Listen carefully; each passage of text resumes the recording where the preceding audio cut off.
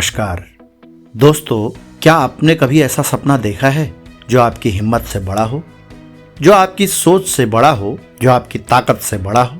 ऐसा सपना जिसे लोग देखकर हंस दें और कहें यह तेरे बस की नहीं है, यह तेरे हाल में कतई संभव नहीं है।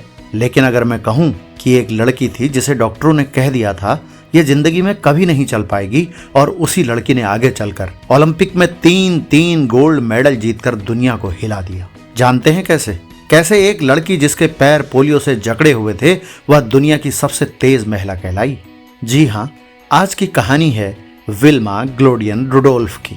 एक ऐसी कहानी जो आपके अंदर फिर से नए साहस का संचार कर देगी, एक ऐसी कहानी जो फिर से बंजर धरती को हरा बना देगी, एक ऐसी कहानी जो टूटे विश्वास को आत्मविश्वास में बदल देगी। दोस्तों, विल्मा का जन्म 23 जून 1940 को अमेरिका के सेंट बेथेलहम टेनेसी में हुआ था। घर की हालत बेहद गरीब थी और ऊपर से परिवार इतना बड़ा कि वह 22 बच्चों में 20वीं संतान थी।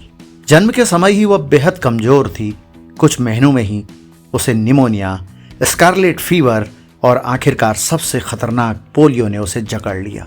पैरों की ताकत जाती रही। बाएं पैर में तो ऐसी कमजोरी आ गई कि चलना तो दूर, खड़ा होना भी मुश्किल हो गया। डॉक्टरों ने साफ कह दिया विल्मा कभी सामान्य तरीके से चल नहीं पाएगी। लेकिन उनकी माँ डगमगाई नहीं। हर दिन कई बार विल्मा के पैरों की मालिश करती, हफ्ते में कई बार 50 मील दूर अस्पताल ले जाकर इलाज करवाती। घर में गरीबी, दर्द की रातें और चल पाने की कोई उम्मीद नहीं। फिर भी यह बच्ची अपनी माँ की आंखों में भरोसा देखती थी और वही उसकी ताकत थी। विल्मा ने 8-10 साल की उम्र तक मेटल ब्रेसेस पहनकर जीवन बिताया, लेकिन उनका हौसला नहीं टूटा। 12 साल की उम्र आते आते उन्होंने पहली बार बिना ब्रेस के चलने की कोशिश की। गिरी, चोट लगी, लेकिन रुकना उन्होंने सीखा ही नहीं था। और एक दिन उन्होंने दौड़ना शुरू कर दिया, धीमी गति से। लेकिन दौड़ना यही उनके अंदर एक नई आग लेकर आया। उनकी माँ ने एक बार कहा था, नामुमकिन बस तब तक है जब तक तुम कोशिश नहीं करते। और विल्मा ने इस बात को सच करके दिखाया। जब पैर मजबूत हुए, विल्मा ने स्कूल जाना शुरू किया। स्कूल था कॉब एलिमेंट्री स्कूल। फिर पढ़ाई की, आगे बढ़ी और वह पहुंची ब्रूट हाई स्कूल, जहां वह बास्केटबॉल खेलने लगी। इसी खेल के दौरान उनकी तेज स्टेमिना और गति देखकर उनके कोच एडी टेम्पल की नजर उन पर पड़ी, जो टेनेसी स्टेट यूनिवर्सिटी के प्रसिद्ध ट्रैक कोच थे। उन्होंने विल्मा से कहा, अगर तुम मेहनत करने को तैयार हो तो तुम्हें दुनिया की कोई ताकत नहीं रोक सकती।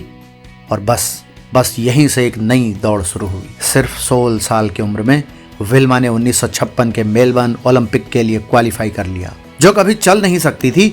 और आज उस ओलंपिक में उन्होंने अपनी टीम के साथ मिलकर 4x100 मीटर रिले में ब्रॉन्ज मेडल जीता। यही जीत उनकी जिंदगी में आत्मविश्वास की गर्जना बन गई। और 4 साल बाद 1960 रोम में ओलंपिक आया।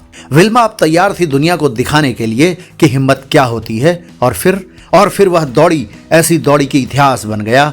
उन्होंने 3 इवेंट्स में गोल्ड मेडल जीते, 100 मीटर, 200 मीटर और 4x100 मीटर रिले। वह पहली अमेरिकी महिला बनी जिन्होंने एक ही ओलंपिक में 3 गोल्ड मेडल जीते। उनकी रिले टीम ने 44.4 सेकंड का वर्ल्ड रिकॉर्ड भी बनाया। यह वही लड़की थी जिसे डॉक्टरों ने कहा था यह चल नहीं पाएगी, और आज वही दुनिया की सबसे तेज महिला कहलाई। खेल जीवन से संन्यास लेने के बाद विल्मा ने सिर्फ खेल नहीं छोड़ा, उन्होंने समाज में भी बदलाव लाने की शुरुआत की। उन्होंने अपनी होम टाउन परेड को नस्लभेद रहित बनवाने की मांग की और इसे मंजूर करवाया। बाद में उन्होंने विल्मा रुडोल्फ फाउंडेशन बनाई ताकि बच्चे और युवा खेलों में आगे बढ़ सकें। 1994 में ब्रेन ट्यूमर और कैंसर की वजह से विल्मा ने दुनिया को अलविदा कहा।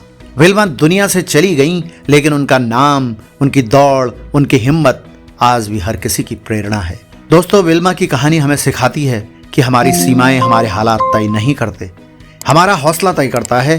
पोलियो से टूटा हुआ पैर, गरीबी, बीमारियां, लाख मुश्किलें, लेकिन अगर इंसान ठान ले तो यही टूटा हुआ पैर दुनिया की सबसे तेज दौड़ भी दौड़ सकता है। अगर आपको यह कहानी प्रेरणा देती है तो इसे और लोगों तक जरूर पहुंचाइए।